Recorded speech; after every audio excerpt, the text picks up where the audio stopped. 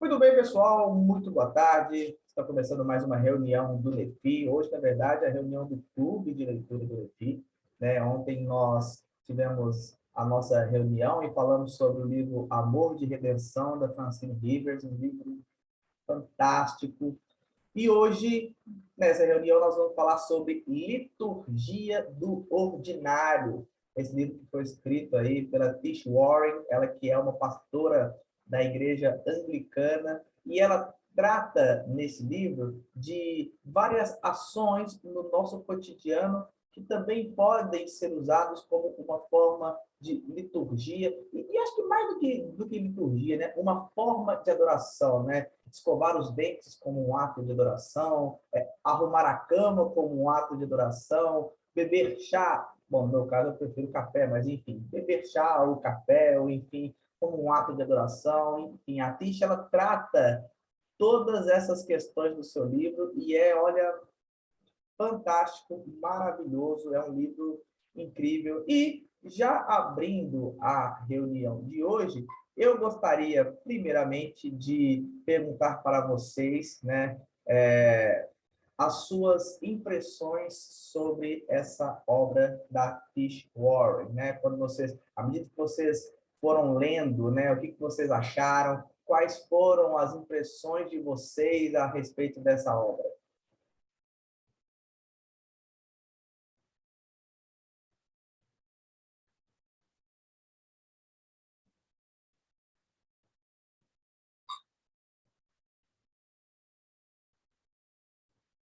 Quem vai puxar a fila? Eu vou deixar para falar depois. O que chamou a atenção de vocês nessa literatura do livro da Tish? Deixa eu ver se eu coloco a capa dele aqui na tela, para compartilhar com vocês. Para quem ainda não leu o livro,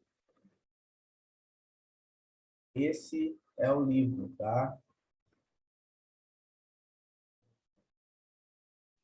Eu achei bem interessante que ao final de cada capítulo ela traz ali algumas coisas práticas de como a gente pode colocar os ensinamentos de cada capítulo, né, e refletir sobre aquilo dali. As perguntas também eu achei bem interessante. Muito bom, Laís. Você sabe que essa questão de, no final de cada capítulo, ter essas perguntas de reflexão e também sugestões de práticas referentes a cada capítulo, eu achei essa dinâmica dela fantástica. Porque, inclusive, é um tipo de livro que, como ele tem essas reflexões e sugestões de práticas, você pode usar esse livro, por exemplo, no GP, né, no grupo pequeno, célula, né? Cada igreja tem uma terminologia. Então, você pode usar esse livro para estudar em grupo, né? Você pode usar esse livro para a escola bíblica, por exemplo, também, né? Como que as nossas ações do dia a dia podem convergir para uma adoração ao Senhor, né? Um exemplo que surgiu na cabeça agora. Então, essa sugestão de práticas e reflexões eu achei fantástico, fantástico, né? Muito bem pontuado, eu gostei muito, né? Uma coisa que eu gostei particularmente também foi a linguagem, uma linguagem super clara, bastante compreensiva, sabe? É uma leitura gostosa de te fazer, é uma leitura que convida o leitor para o dia a dia da Tish, né?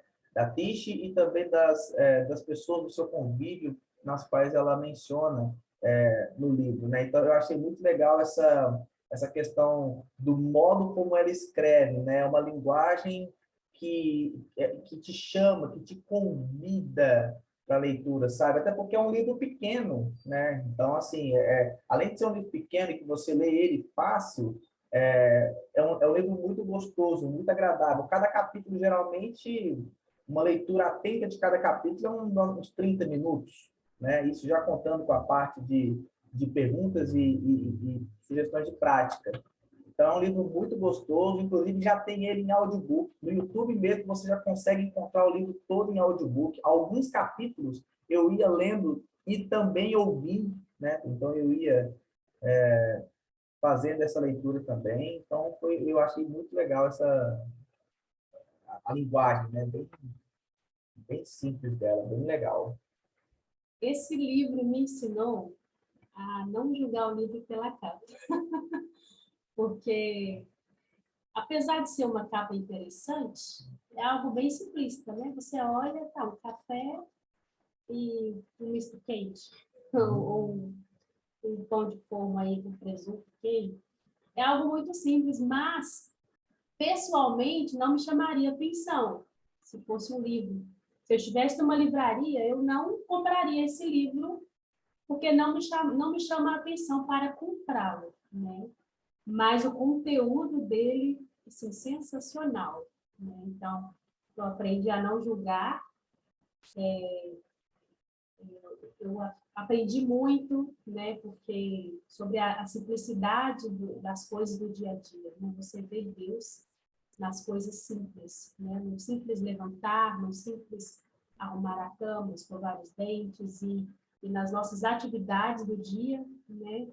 Você vê Deus e adorar, né? Prestar um culto a Ele nas simples atividades do dia a dia.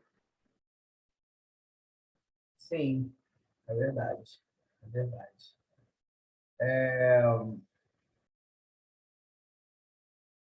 Eu achei muito legal também o título de cada capítulo, né? Eu até coloquei o sumário do livro na tela também, para a gente já ir compartilhando. Os títulos são muito legais. Acordando, arrumando a cama, escovando os dentes, perdendo a chave, comendo as sobras de ontem, brigando com o meu marido. Olha que coisa, né, interessante. Conferindo o e-mail, ficando presa no trânsito. Realmente é difícil. São coisas que acontecem no dia a dia de todo mundo, né? É coisa assim. Do cotidiano. Do cotidiano, é comum. Todo mundo que leu esse livro vai se identificar com tudo, porque a não ser que, né, que não é casado, não tem como brigar com o marido, mas com o pai, com a mãe, com os irmãos, né, com o cachorro, enfim.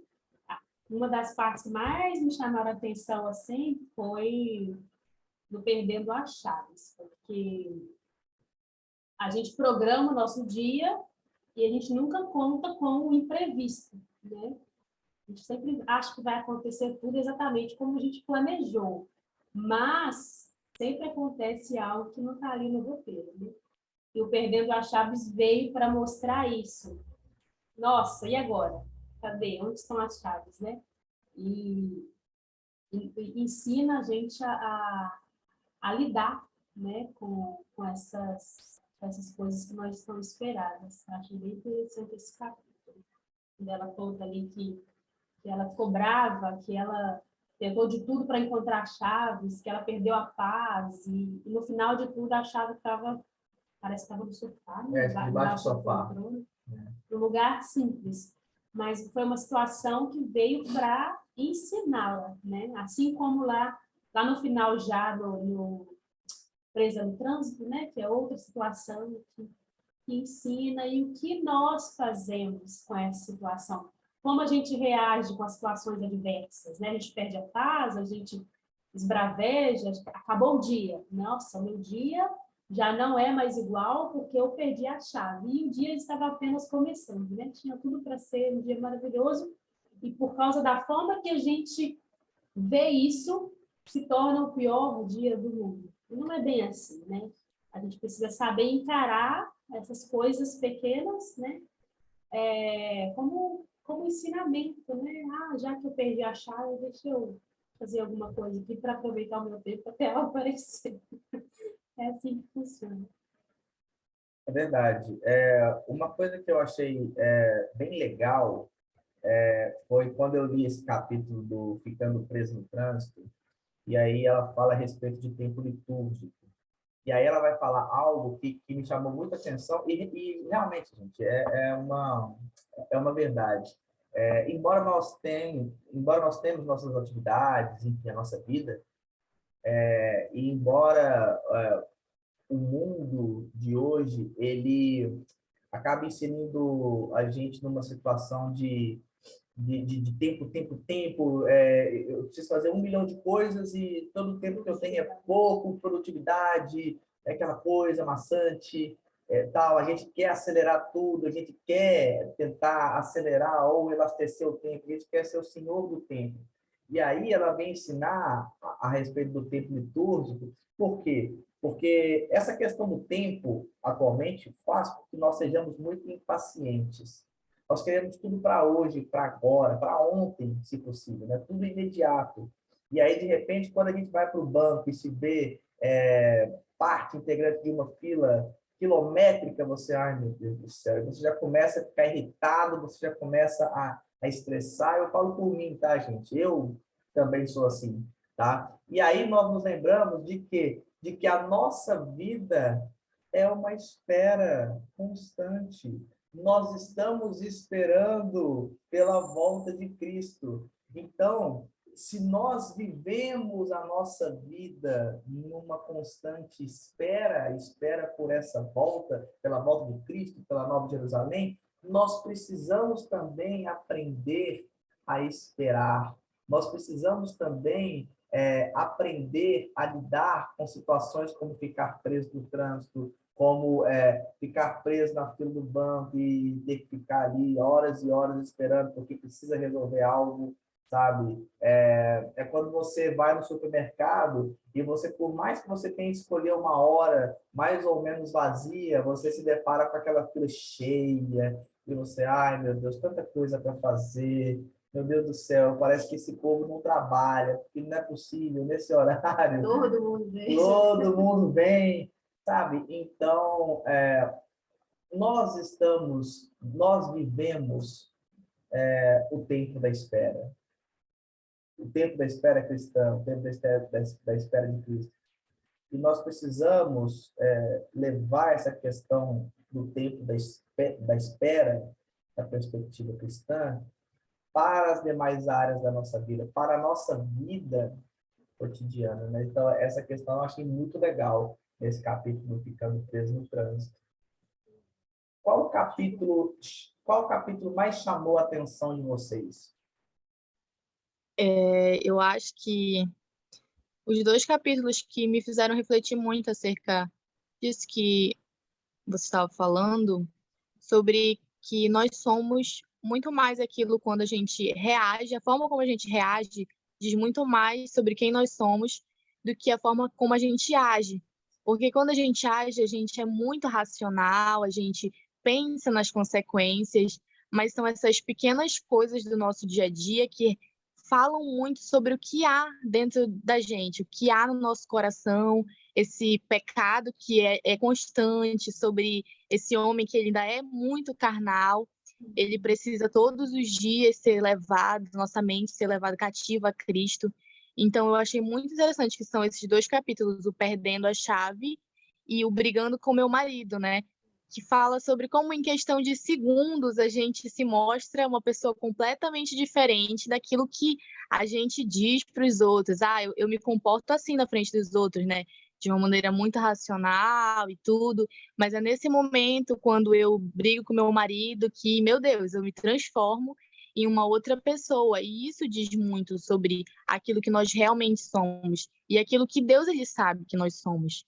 Então, acho que essa reflexão me trouxe uma reflexão muito grande, né, de que a gente deve usar esses pequenos momentos do nosso ordinário, da nossa vida cotidiana, para refletir, para estar sempre, Deus, será que você está moldando o meu caráter? Ou será que eu tenho permanecido essa mesma pessoa? Porque na frente dos outros eu acho que eu sou bom, né? Eu acho que eu tenho me comportado bem, mas são esses pequenos momentos que fazem eu refletir, nossa, como que eu ainda preciso mudar?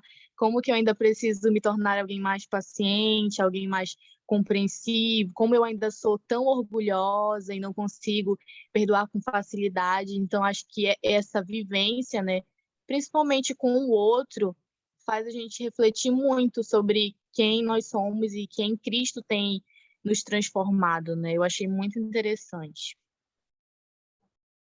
Falou tudo, falou tudo. Eu achei bem legal, Laila, que a Cris fala que às vezes ela brigava muito com o marido dela, né, com o Jonathan, e aí eles tinham que ir para a igreja.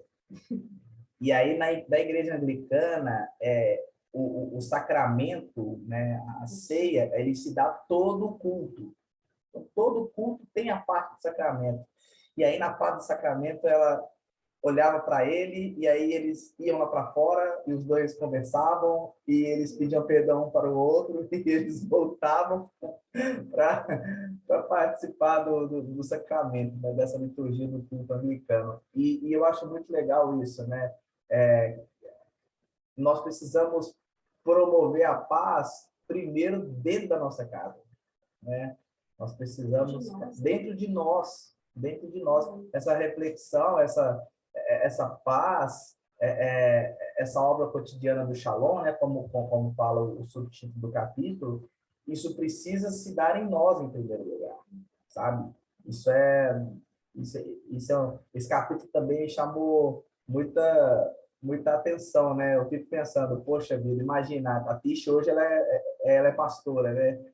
Aí imagina ela, na igreja a gente fala do amor de Deus, da paz de Cristo, e aí de repente em casa, a gente explode, às vezes num dia ruim, a gente explode e discute, briga e fala coisas que não gostaria de falar, né? E aí essa necessidade de reconciliação, né? E mais do que reconciliação, essa necessidade de promover a paz, né? Principalmente no âmbito familiar, mas também em outras esferas da nossa vida, assim. Eu achei muito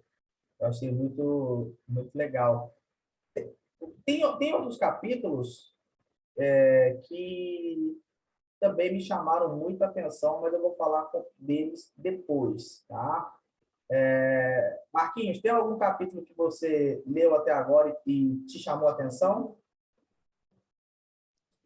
Eu tô no início do livro mesmo, bem no início. Eu li o primeiro capítulo, só que eu falei, eu vou participar da reunião de qualquer jeito, porque, né, como tá começando agora, né, o clube de leitura e tal, há pouco tempo, eu falei, não, vou lá pelo menos no apoio e para ver qual é a visão do pessoal. Para quando eu for ler também o livro, eu já consigo ter outra visão, né? É igual quando nós tivemos aquela reunião de ontem sobre o Namor de Redenção, que toda vez que eu for tentar ler o livro agora de novo, eu já vou ter outra visão, porque eu vi a partir dos olhos de vocês. Sim. Aí, mas no primeiro capítulo que eu posso falar que algo que chamou a atenção ali foi aquela questão de se lembrar diariamente. Todo aquele exercício diário de lembrar da sua identidade, da reafirmação. Ela usa o exemplo de fazer um símbolo da cruz, né? Ou ela fala de... Ela também dá outro exemplo lá, de sempre reafirmar isso em você, dessa posição de filho, essas coisas. Então isso eu fiquei assim, nossa, realmente bem interessante esse lado. Sim, esse primeiro capítulo, o acordando, né? E é legal que o primeiro capítulo é acordando e o último capítulo é dormindo. Ou seja, é como se ela narrasse mesmo um dia de 24 horas, se for olhar mesmo, né? Acorda, tem todo o ciclo do dia e aí dorme, que é o último ato, né? E aí, vivendo esse ciclo. Eu achei muito legal, assim, né? Essa questão. Ela vai falar no primeiro capítulo logo, que é o seguinte, quando a gente dorme, todos nós, quando nós acordamos, aliás, nós acordamos e logo assumimos nossos papéis, como pai, como mãe, como esposo, como esposa, como trabalhadores que somos, enfim.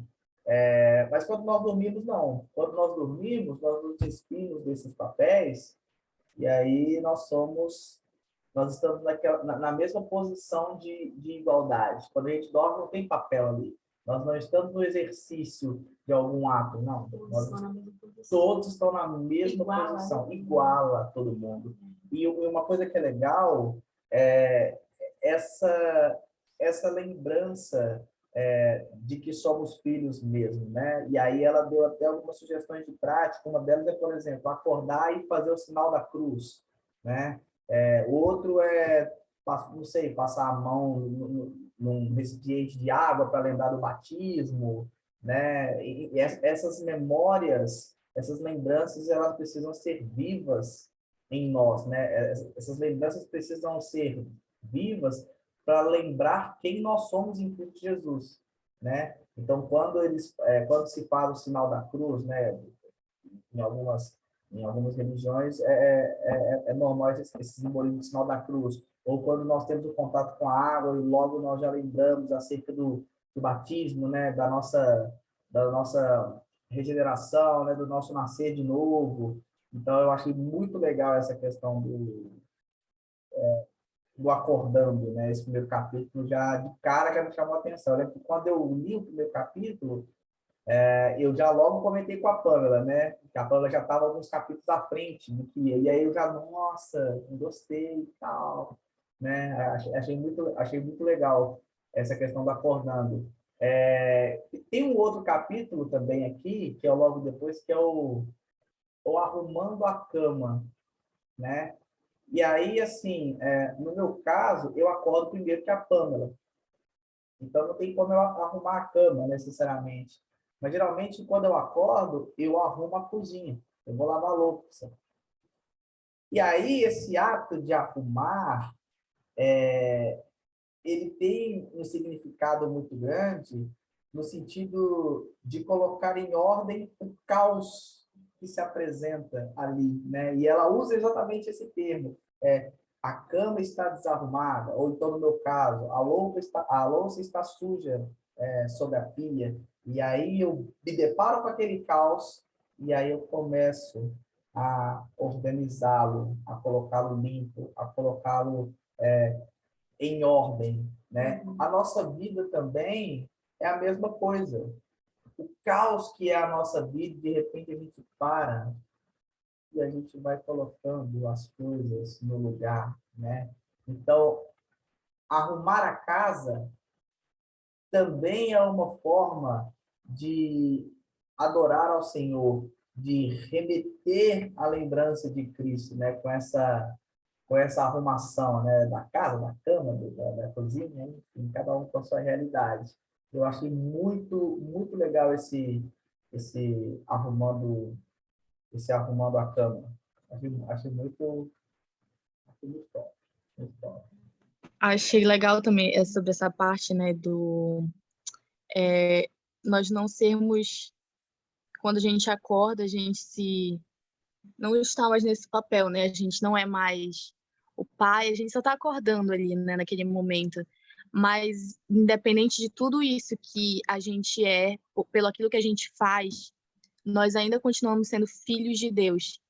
Isso me chamou muita atenção, porque hoje, né, a gente vive nessa sociedade que eu sou aquilo que eu faço, aquilo que eu produzo, faz com que eu tenha valor para as pessoas, né? A gente tem vivido dias piores em relação a isso, né? Sobre essa falta de humanidade mesmo, né? E isso me chamou muita atenção, porque ainda assim nós continuamos sendo filhos de Deus e filhos amados.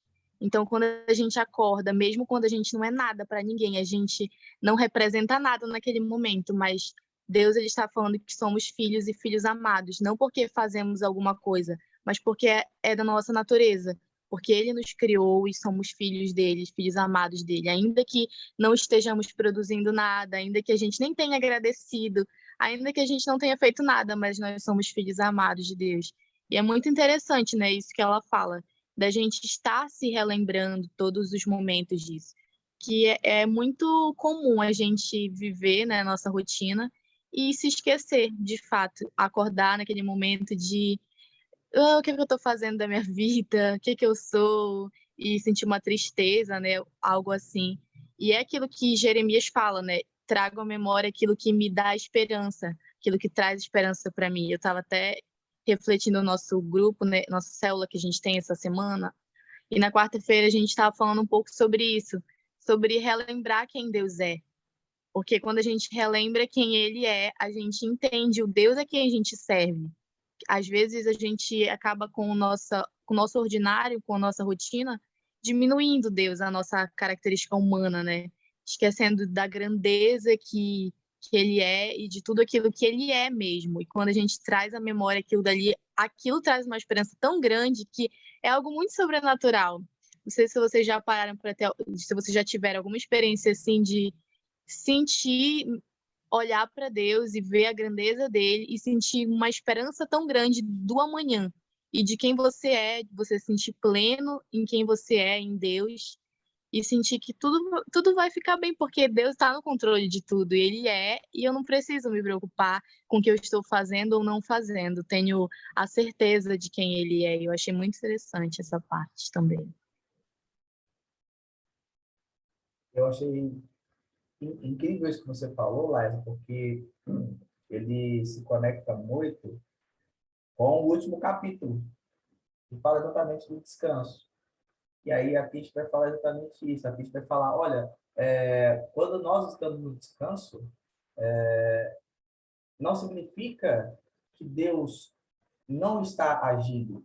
Pelo contrário, Deus ele age em nossa vida também no descanso, quando nós estamos em repouso, né? E tanto é que a oração que ela coloca no livro é o seguinte: olha, Senhor, guia-me e ao mesmo tempo guarda-me, né? Ou seja, guarda-me enquanto repouso, guarda-me enquanto eu estou descansando, né? E aí o descanso também faz parte da nossa vida, porque hoje em dia o descanso ele é muitas vezes até recriminado, né?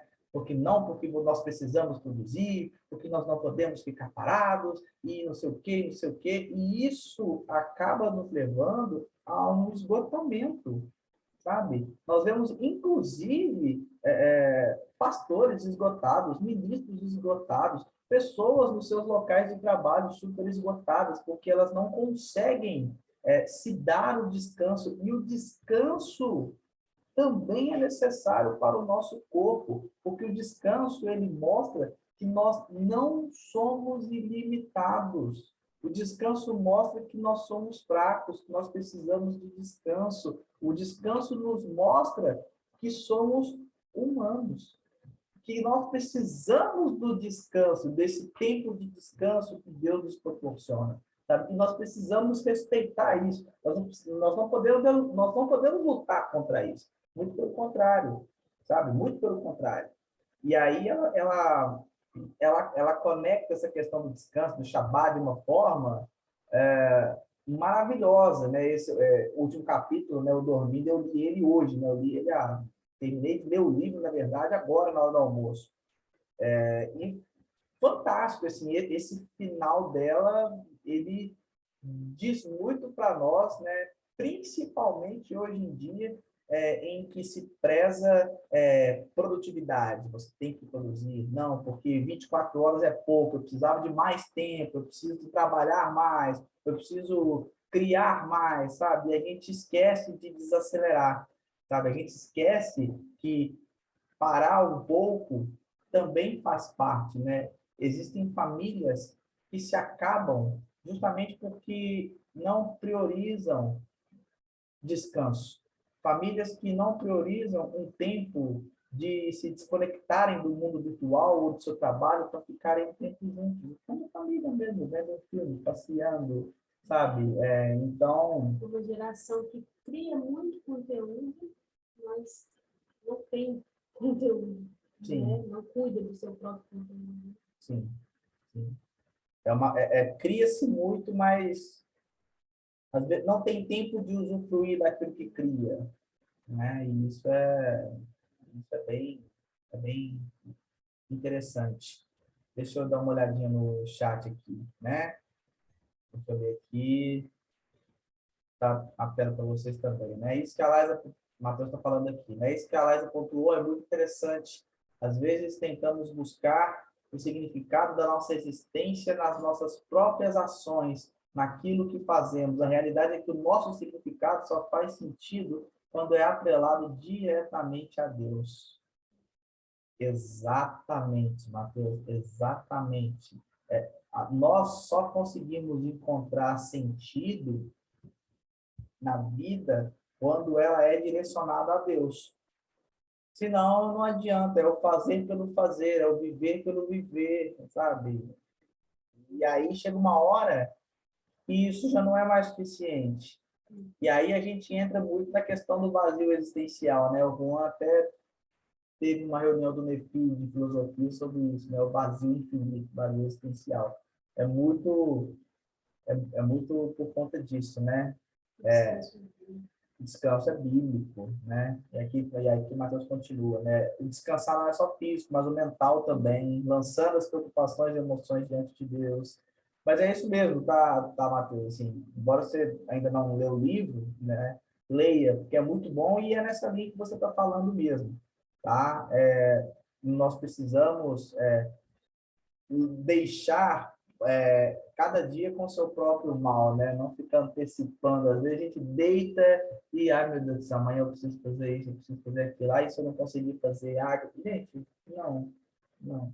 Deus nos chama justamente para o contrário, né? Deus nos chama para uma vida onde nós entregamos o controle e a direção dela para Ele, né? E é difícil a gente entregar a direção da nossa vida, né? A gente quer controlar, a gente quer ter o controle das coisas, a gente quer percorrer o nosso caminho da maneira que a gente bem entende, sabe? Então, assim, a gente precisa, literalmente, tem hora que precisa perder a chave mesmo, né? Olha, nem tudo está no meu controle. A gente precisa entender isso, aceitar isso, compreender isso.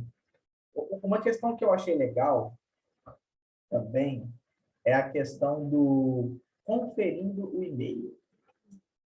Por que isso é legal? Porque muita gente pensa que algumas atividades, mais especificamente algumas profissões, são mais nobres do que outras profissões. E às vezes a gente pensa que o nosso trabalho, muitas vezes até simples, ele é um trabalho quase que insignificante. E a TISH vai mostrar que não, né? A TISH vai mostrar que respondendo e-mails, atendendo telefonemas, desempenhando as atividades que nós precisamos desempenhar no nosso trabalho mesmo, nós podemos desempenhá-lo e desempenhá-lo no sentido de direcioná-lo a Deus também, né? Nós podemos fazer do nosso trabalho também um ambiente de adoração ao Senhor. Por mais que o nosso trabalho seja muito cansativo, por mais que o nosso trabalho possa exigir muito do nosso esforço físico, braçal, mental, psicológico, mas o nosso trabalho secular também precisa ser direcionado ao Senhor. Até porque, quando a gente tem essa perspectiva de direcionamento das nossas atividades ao Senhor, nós começamos a enxergar as coisas sob uma outra ótica, né? E aí o nosso trabalho passa a ser mais prazeroso. O nosso ambiente de trabalho passa a ter um significado ainda maior para nós, né? Então, por exemplo, você é mecânico, né? Eu fico o dia inteiro consertando coisas, né? Aparentemente é uma coisa tão simples. Mas eu posso fazer daquela atividade um momento pelo qual eu direciono o meu trabalho para Deus, né? Por que fazemos o que fazemos, né? Não, eu posso, se eu quero usar o meu trabalho para Deus, eu posso me esmerar para entregar o melhor produto possível. Eu posso dar o melhor atendimento para as pessoas. Eu posso, além de dar o melhor atendimento, eu posso falar do evangelho para as pessoas, sabe? Então, tudo que nós fazemos, nós devemos fazer bem, nós devemos fazer como se fosse para o Senhor, né? Nós devemos ser, Romanos, acho que Romanos 16, 19 diz, né? Ser excelente do que é bom e inocente do que é mal. Nós devemos fazer com excelência as coisas que nós nos propomos a fazer, né? Eu, além de pastor, eu sou advogado. Então, eu preciso desempenhar o meu trabalho como advogado da melhor maneira possível. Eu preciso me esmerar da melhor forma possível. Por quê? Porque isso também é uma forma de adorar ao Senhor, né? É fazer para a glória do Senhor, sabe? É muito isso que, inclusive, a Laísa falou agora aqui no chat, né? Quer comais, quer bebais, fazer tudo para a glória do Senhor. E é isso, sabe? Então, a nossa atividade, o nosso trabalho, o nosso ambiente de trabalho não é uma coisa insignificante. Não é uma coisa tipo, eu vou para lá, vou ficar lá 8 horas de prazo, no final do mês vou ganhar um salário. Não. sabe? É possível você incluir mais significado a essa atividade, sabe?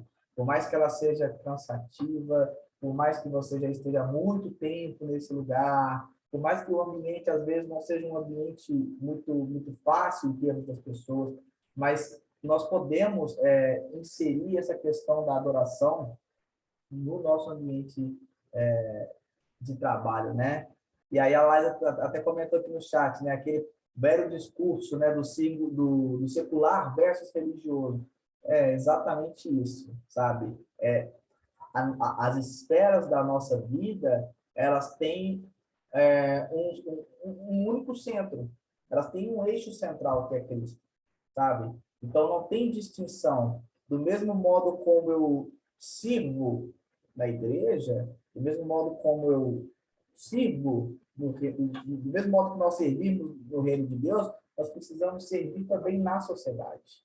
Nós precisamos servir também nos nossos postos de trabalho, sabe? Nós precisamos ser agentes do reino, independente do local, tá? Seja em hospitais, seja em escolas, seja em oficinas mecânicas, seja costurando, seja mexendo com cabelos, né? Enfim, em todos os segmentos nós devemos fazer tudo com excelência, né? Fazer tudo para o Senhor, como se para o Senhor fosse. Né? Então, eu acho muito legal essa questão de valorizar o nosso trabalho secular também. Tá?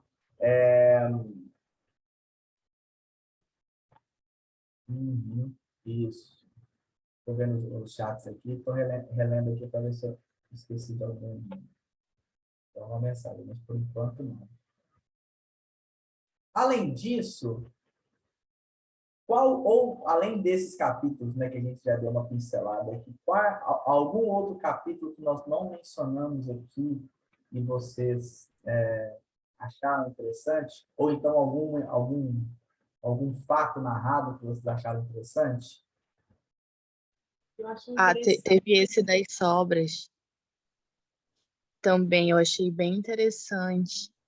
Quando ela fala assim, né, que a gente realmente não para refletir da onde veio a nossa comida e como que a nossa comida impacta outras pessoas. E depois de ler o capítulo, eu geralmente eu fazia uma oração, né, antes de me alimentar, e eu não refletia sobre isso, né? Eu agradecia por aquele alimento. E depois de ler o capítulo, eu já faço uma oração pensando nessas pessoas. Senhor, que essa comida não esteja machucando ninguém. Graças a Deus que está promovendo o sustento de alguém, que eu nem sei quem é, mas amém por isso. E eu achei interessante também que ela fala na parte das sobras, né? Que às vezes a gente não vê aquilo dali como uma graça de Deus. As sobras dos nossos alimentos, ou aquela comida que a gente já está esquentando 3 dias, e às vezes a gente não olha para aquilo dali com tanta gratidão, mas amém, porque tem tantas coisas, tantos fatores, mas eu estou me alimentando, né? Eu achei bem interessante. Uau, muito legal essa questão da alimentação, né? Porque a gente geralmente ora, né? Ai, Deus, me deixa esse alimento, o Senhor continue provendo em nossas vidas e tal. Mas a gente, às vezes, não para pensar nos processos que se dão até esse alimento chegar à nossa mesa, né?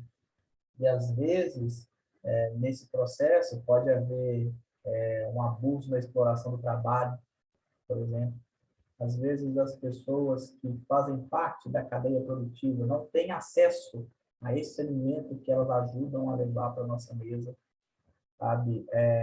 Então, nós como cristãos, nós temos uma responsabilidade. O John Stott fala muito sobre isso, né? E eu sempre, direto e reto, eu replico isso aqui no MEFI, inclusive ontem acho que eu falei sobre isso.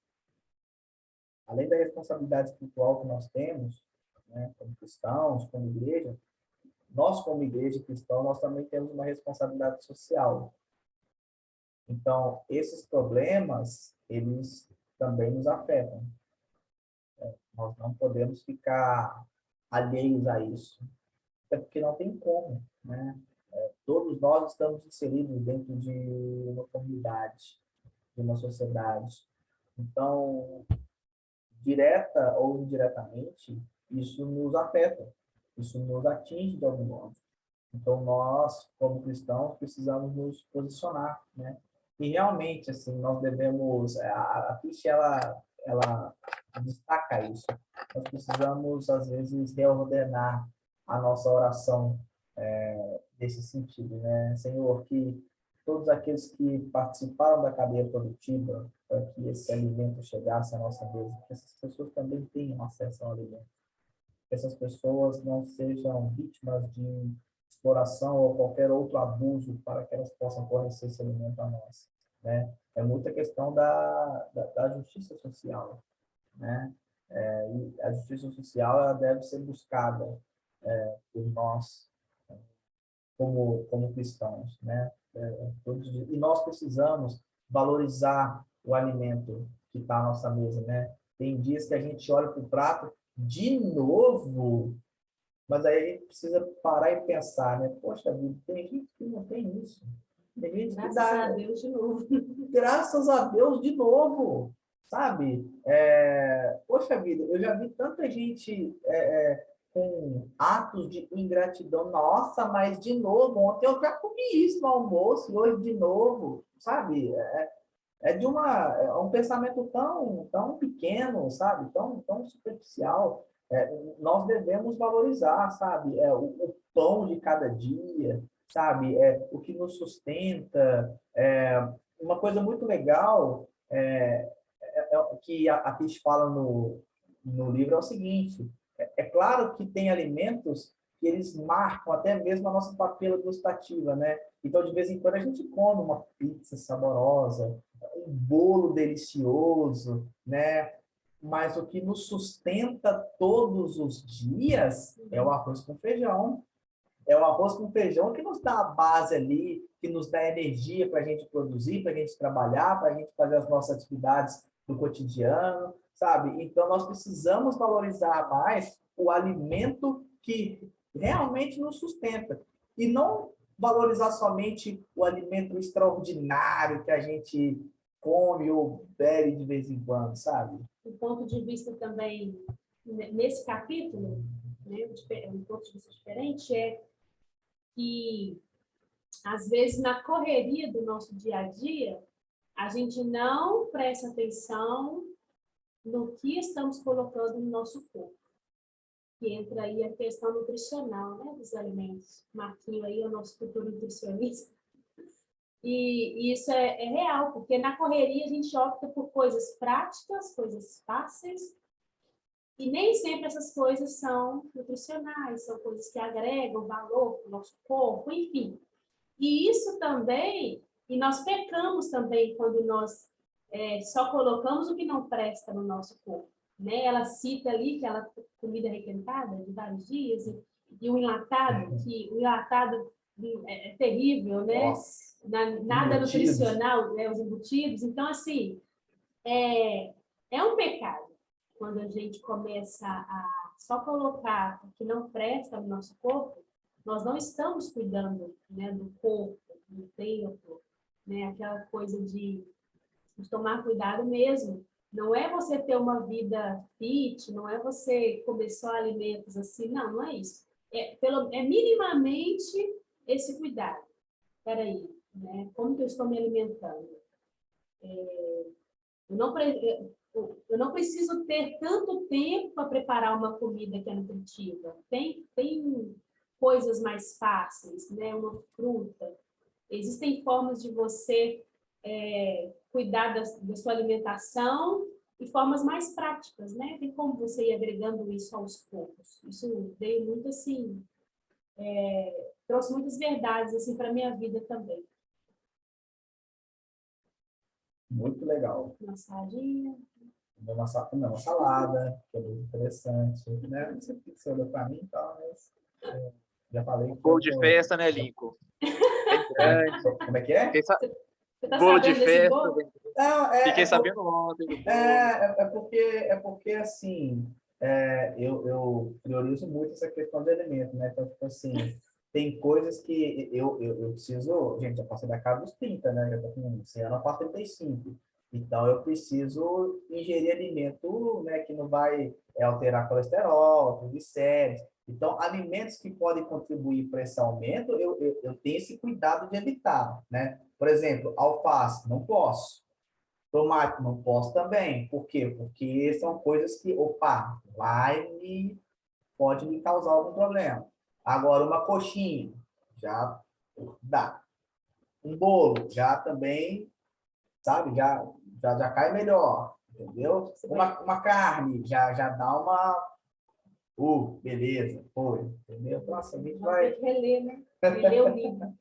Tô brincando, gente. Tutorial de como morrer antes do 40 de infarto, Exato. hipertensão e diabetes. Isso mesmo, Marcos. Misericórdia. Não, mas a gente está, assim, eu estou falando aqui, assim, estou brincando, evidentemente, porque, não, claro que eu como, assim, coxinha, boa, mas não por baixo, até todo dia também que eu faço, não. Eu me exercito fisicamente, todo dia, a gente tem uma alimentação tranquila, eu e a Pâmela aqui. Claro que, gente, de vez em quando, no final de semana, a gente pede alguma coisa para comer. Gente, a gente não é, nossa, neuradão demais com isso. Mas há alguns anos atrás, eu cheguei a ter obesidade grau 1. Assim. Eu cheguei num ponto que meu triglicérido estava lá em cima, porque eu só comia porcaria. Assim. Era lanche na sexta, pizza no sábado e panqueca no domingo. E era um ciclo vicioso, assim, sabe? Isso mesmo, aí descascar mais e Descascar mais e desembalamento. É isso aí. Mano. Então, assim, eu tive que me reeducar, né, na questão alimentar. Né? A Pâmela me ajudou muito nisso, que aí foi quando a gente começou a namorar. A Pâmela sempre foi meio maromba, assim, a academia. Aí a gente já começou a pegar no embalo. Então, hoje a gente tem uma dupla atividade física, a gente come equilibrado, assim. Principalmente durante a semana, a gente come certinho. No final de semana, a gente se permite alguns excessos. Né? Mas... mesmo. meu Deus, tá vendo só? Deus é bom, Deus é bom. Tá vendo, gente? Casa, gente, é maravilhoso. Né? É bom demais, nossa Deus. Tá falando... tá, da alimentação, né? A alimentação é muito importante. Sabe o que eu gostei? Eu falei isso ontem, que teve um capítulo que me chamou muita atenção, que foi o bebendo chá.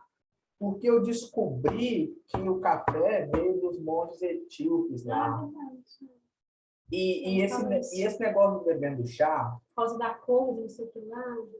Um negócio assim, café torrado, com leite, os monges etíopes. Então, é uma história lá que a Fish conta. E aí, no Bebendo Chá, fala sobre santuário sabor, né? E quem sai comigo para o rolê, ou a Pâmela, que, né, a gente é casado, as pessoas percebem que eu como de um jeito meio diferente, assim. Eu vou tentar explicar aqui. Quando eu estou comendo alguma coisa, eu como aquilo com uma contemplação tão grande. Então, eu não como comendo, por exemplo, né? Se eu estiver no rolê comendo um sanduíche, eu não vou... Eu vou assim... Não, conversando. Eu não como conversando. Então, é só um minutinho.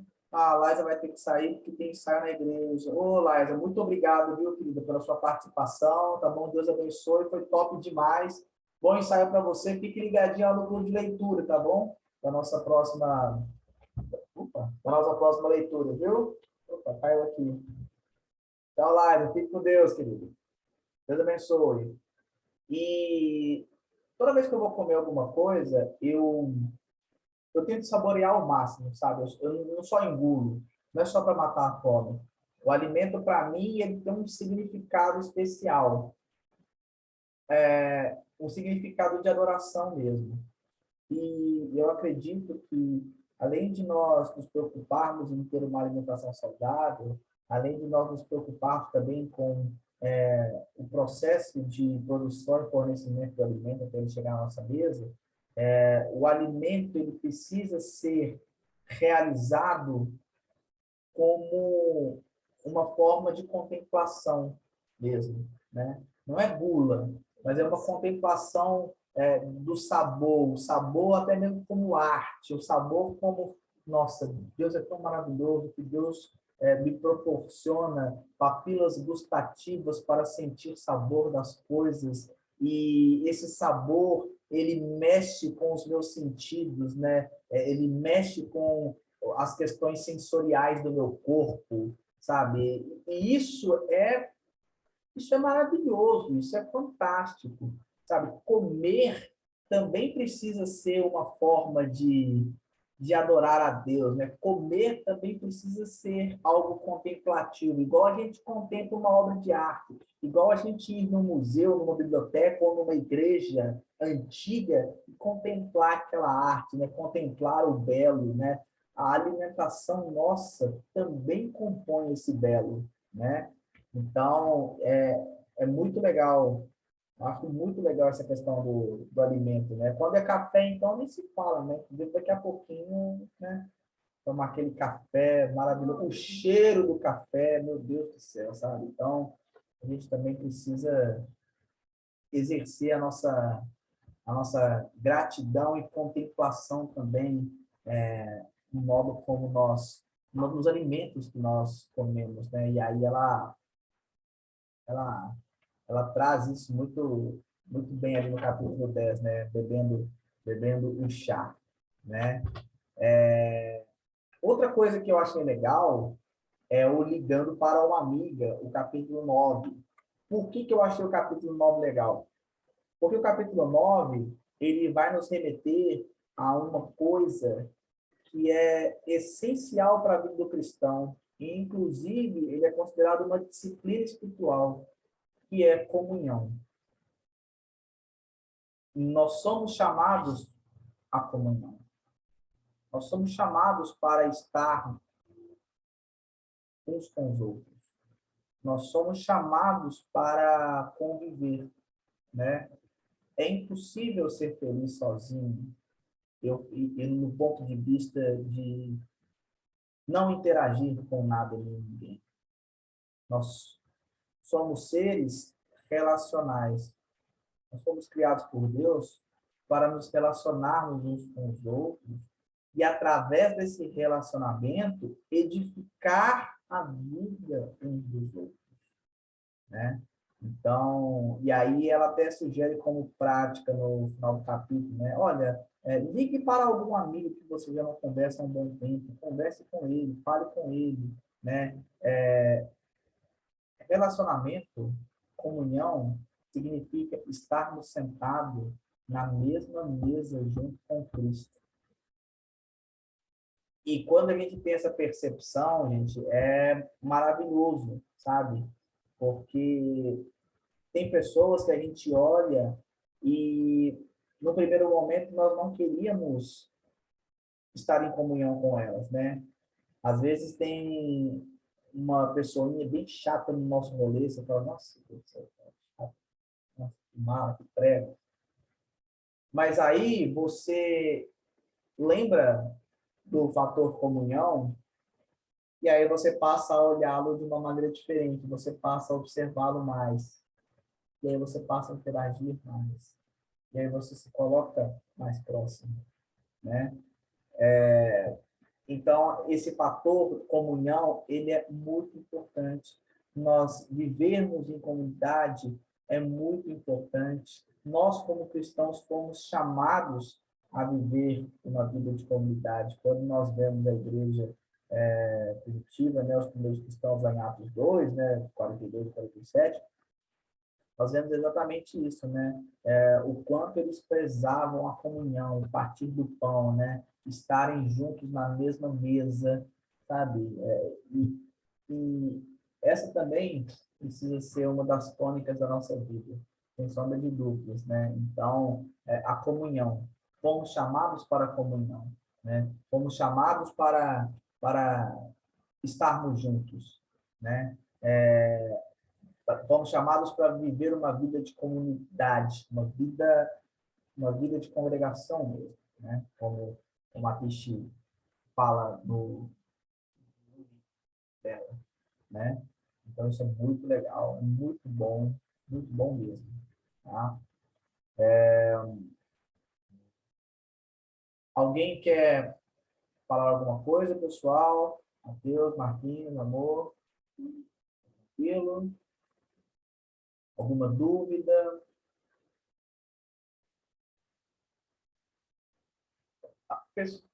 Tranquilo. Pessoal, uma coisa interessante antes de nós encerrarmos, a Tish, ela é uma pastora anglicana. E à medida que nós vamos lendo o livro, nós vamos nos deparando com algumas liturgias da religião anglicana, né? Que também compõe a tradição protestante. E é muito legal nós conhecermos liturgias e práticas de outras tradições, além da nossa tradição, né? Do evangelicalismo, né? É legal nós conhecermos um pouco a tradição e a liturgia luterana, anglicana, ortodoxa, católica, sabe? E é muito legal porque a Tish, ela traz um pouco desses elementos litúrgicos no livro, né? Ela retrata algumas liturgias do culto, do caderno de oração que eles têm, né? A questão do sacramento e comunhão. Então, é muito legal. Então, à medida que vocês forem vendo o livro, vocês vão conhecendo um pouco sobre a prática litúrgica na igreja anglicana, tá? Ela, inclusive, né, como eu falei, ela é pastora de uma igreja anglicana lá nos Estados Unidos. Ok? Pessoal, sem mais perguntas, tranquilo com o Marcos. Tranquilo com o Matheus também, né, Matheus?